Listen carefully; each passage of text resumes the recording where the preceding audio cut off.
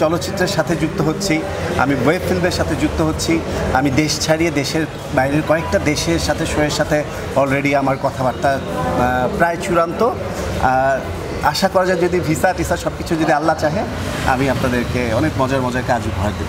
এখন সোশ্যাল মিডিয়ায় ঢুকলেই তাকে দেখা যায় এক এক সময় এক এক লুকে, এবং বিভিন্ন অ্যাওয়ার্ড অনুষ্ঠানকে দেখা যায়। আজকে একটি অ্যাওয়ার্ড অনুষ্ঠান ছিল, আজকের অ্যাওয়ার্ড অনুষ্ঠানে এসে অ্যাওয়ার্ড নিয়েছেন, কেমন লাগছে এবং এটা সম্পর্কে একটু বিস্তারিত বলবেন। আমি অত্যন্ত সম্মানিত এবং আনন্দিত, এবং এটা আসলে আজকেরটাকে আমি অ্যাওয়ার্ড বলবো না, আজকেরটা আসলে গুণীজনের সম্বর্ধনা একটা অনুষ্ঠান ছিল। মিজাফের খুবই সুন্দর একটা প্রতি বছরের এটা একটা আয়োজন। মিজাফ থেকে আমি অ্যাওয়ার্ডটি পেয়েছি, মানে সম্মাননাটা পেয়েছি অন্যান্য গুণীজনদের চেয়ে। আমার চেয়ে অনেক বড় বড় গুণী শিল্পীদের মাঝে আমাকে সম্মান দেওয়া হয়েছে, সেটাই আমার জন্য অনেক বড় পাওয়া। আমি অনেক অত্যন্ত সম্মানিত বোধ করছি। যেখানেই যায় অ্যাডলব খান সেখানকার মধ্যমণি হয়ে ওঠে। আজকে কেমন সাড়া পেলেন? আমি শুধুমাত্র বলবো আমার সৃষ্টিকর্তার প্রতি আমি ধন্যবাদ জানাই বা কৃতজ্ঞতা, আল্লাহর কাছে অশেষ অশেষ রহমত বা শুকরিয়া। এবং আমার বাবা মারা গেছেন, আমার বাবার দোয়া, আমার মায়ের দোয়া এবং আপনাদের ভালোবাসা, হয়তো বা এটাই হয়তো লেখা ছিল কপালে, এটুকুই আর কি। আঙ্কেল মারা গেল, এরপরে জন্মদিন গেল, ওভাবে করে আপনাকে দেখি নাই, এরপরে যে কাজ শুরু করেছেন আবার।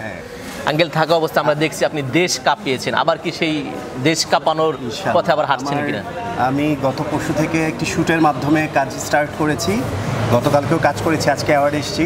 আমার পুরো অক্টোবর, নভেম্বর, ডিসেম্বর, জানুয়ারি অনেক কাজ প্যাকড, মানে শিডিউল প্যাকড।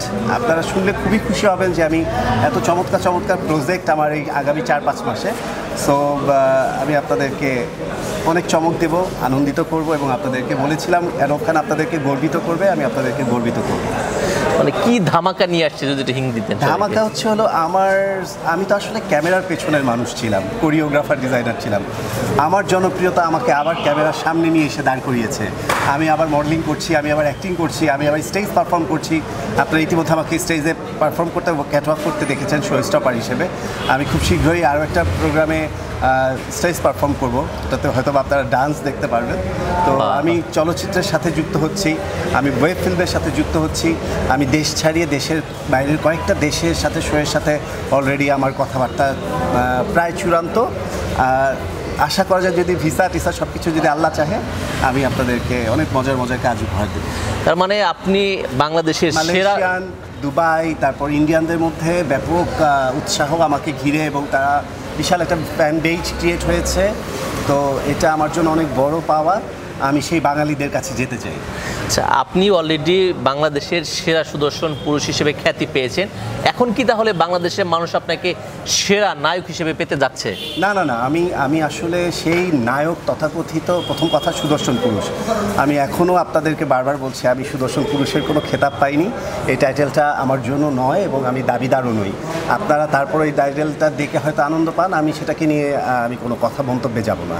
আর যেটা সিনেমার নায়ক, আমি তথাকথিত নায়ক বা সিনেমার নায়ক বা হিরো বলতে যেটা বোঝায়, আমি সেই ধরনের ট্রাই করব না। আমি চলচ্চিত্র বা নাটকে বা যেখানে অভিনয় করি না কেন, আমাকে বেস করে, এবং আমি যেহেতু একটু এক্সপেরিমেন্টাল এবং একটু বোল্ড, একটু সাহসী, সো আমি আপনাদেরকে ডিফারেন্ট সাহসী চরিত্র আপনাদেরকে উপহার দেব।